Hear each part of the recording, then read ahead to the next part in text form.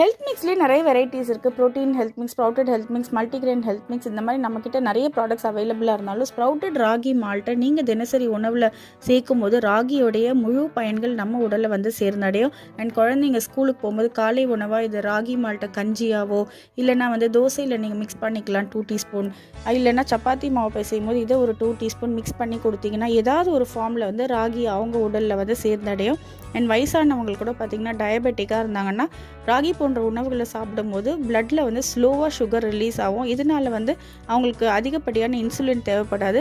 நம்மளுமே டயபெட்டிக் இல்லைனாலுமே இந்த மாதிரி ராகி போன்ற சிறுதானிய உணவுகளை சாப்பிடும்போது கிளைசமிக் லோடு ரொம்ப கம்மியாக இருக்கும். ஸோ பிற்காலத்தில் வந்து நம்மளுமே வந்து டயபெட்டிஸ் அப்படின்ற ஸ்டேஜஸ்க்கு தள்ளப்பட மாட்டோம். இதில் உள்ள நிறைய ப்ரோட்டீன் அயன் சத்து நமக்கு வந்து அயன் டெஃபிஷியன்சிலேருந்து ப்ரிவெண்ட் பண்ணுது, கால்சியம் டெஃபிஷியன்சிலேருந்து ப்ரிவெண்ட் பண்ணுது. ஸோ கண்டிப்பாக